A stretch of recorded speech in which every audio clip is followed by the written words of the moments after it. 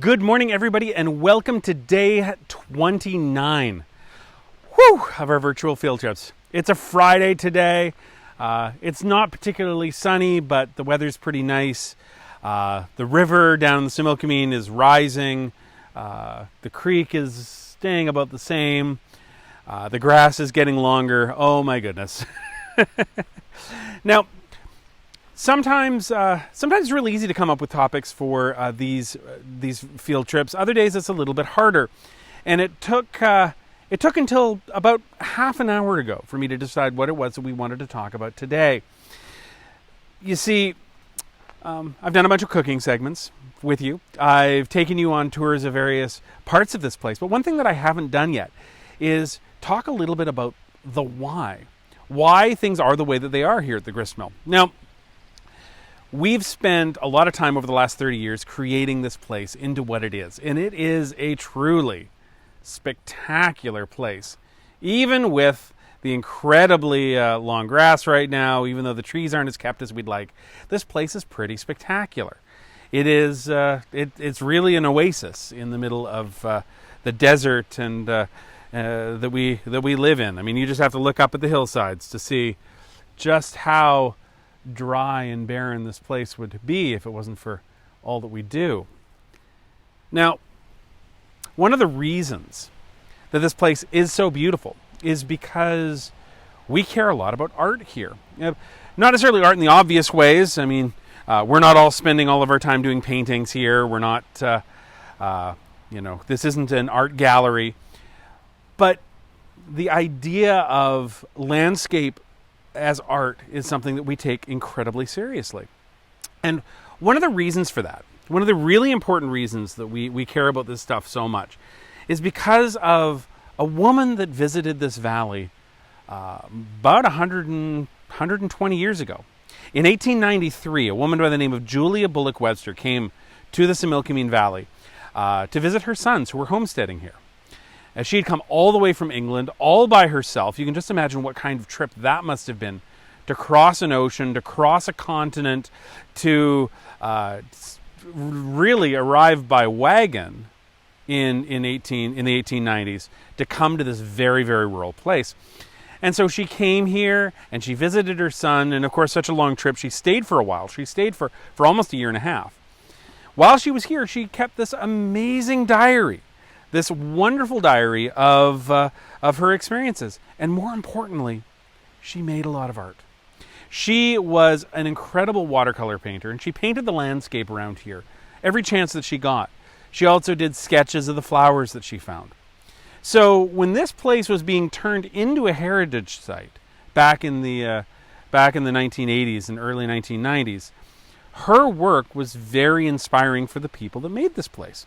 Now, just to give you one idea, we don't have her original artwork here on site, but it's not far away. It's just in Penticton. It has managed to survive through all sorts of moves and changes over the last 100 years, but she left it behind and left it for us to enjoy. So, for example, I'm going to show you now one of her paintings. Well, a photograph of one of her paintings. So here we go. This is one of Julia Bullock Webster's beautiful paintings. And you can see she's really captured the pine trees in the area, the mountains in the background, and interestingly enough, a fence. Now, that particular fence that she's painted there is a kind of fence called a Russell fence. And Russell fences were common in that era because you don't have to dig poles into the ground to hold it up.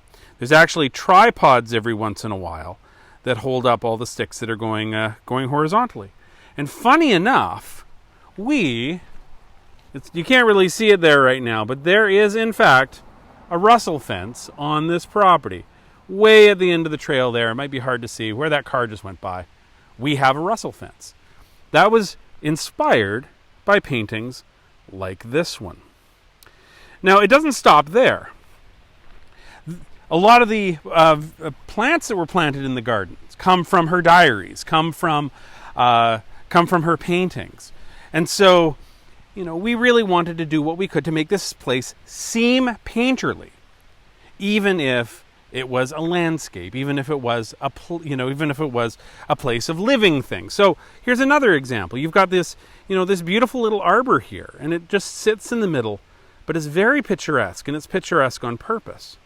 We have an old water wheel, not the water wheel that's on the mill today, but an old one that serves as this wonderful little just way to capture your attention. Now, if we look this way, we have our trail, of course, going past our apple house.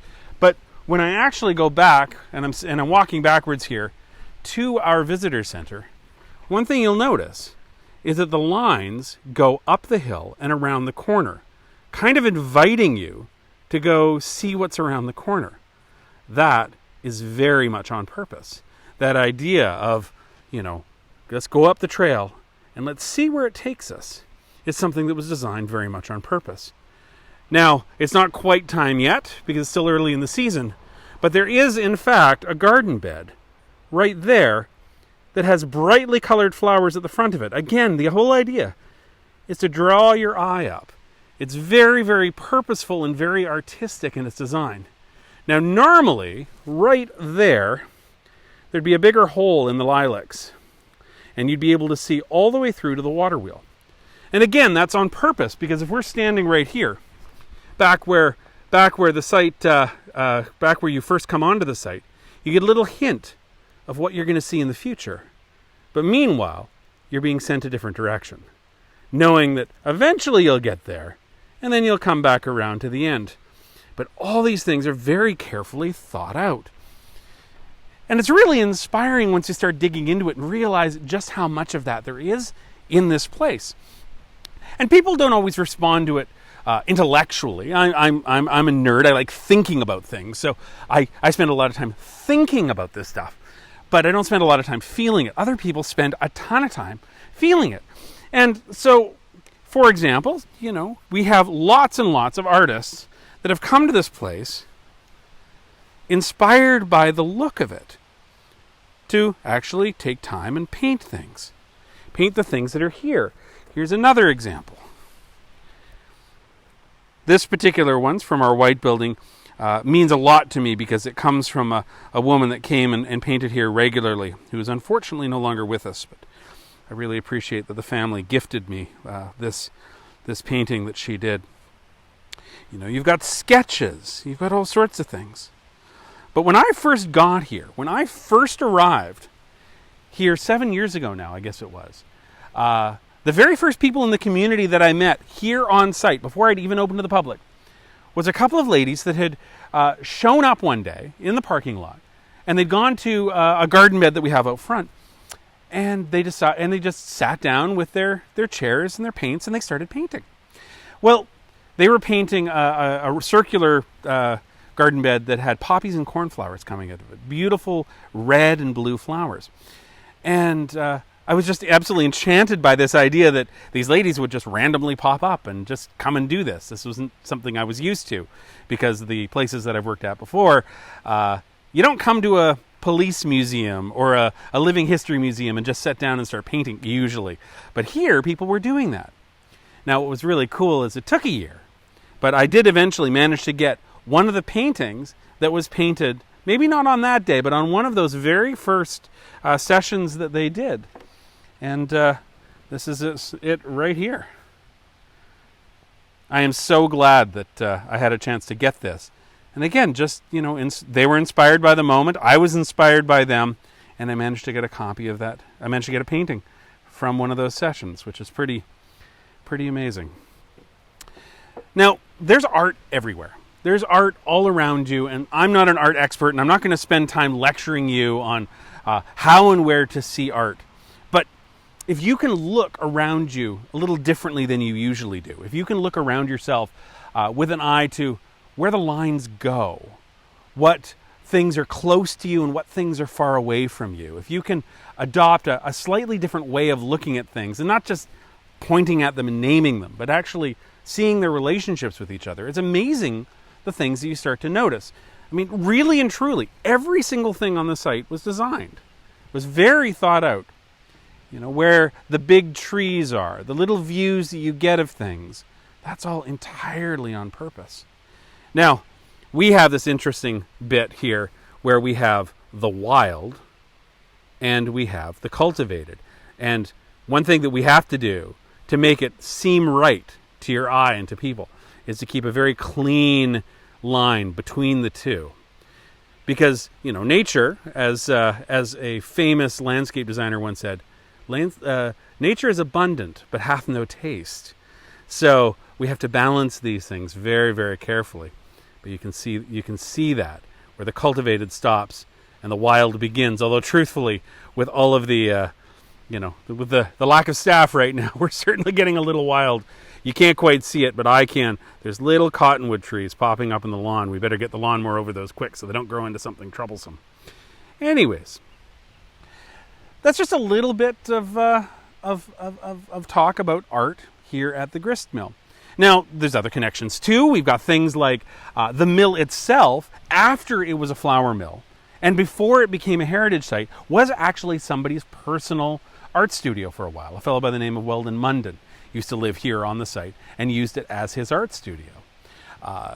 There are many other examples of things like that as well. So, anyways, I just wanted to share a little bit of that with you. I wanted to share some of the beautiful pieces of art that we have here on site. And, just seemed like a good day to do that. Now, hopefully, when we do open to the public, whenever that is, you'll feel comfortable maybe coming and bringing your own art supplies and doing some art in the garden. Really easy to stay socially distanced when you're just sitting in one spot painting what you see, whatever you're inspired by. Maybe we'll get a chance to do some workshops again at some point, some plein air, which means outdoor painting sessions, or photography. I mean, the idea of composition in art is the same, whether you're talking about photography or painting or sketching or what have you. Anyways, I hope you guys have a spectacular weekend. I hope you get to spend good quality time with your loved ones. I know it feels like too much sometimes, but I hope you get to spend good quality time with your loved ones, and I hope that we get to see you again next week. Our videos will be back on Monday. We're doing videos every single day next week. No days off, no reruns. And then the week after that, we're actually going to be trying something new. Instead of just doing these solo videos where it's me talking at the camera and maybe showing you a thing or two, we're actually going to be bringing some guests on. We've got a way to do that virtually that we're going to try out. So not next Monday, but the Monday after that. If you're interested in being one of those people, please feel free to get in touch with us. If you're an expert in something related to this place, we'd love to hear from you. We'd love to maybe have you on. And there's, I think, a way that we can work together to make that happen. Anyways, wash your hands, take good care of yourselves, be patient with the people around you, and we'll see you again next week. Bye-bye for now.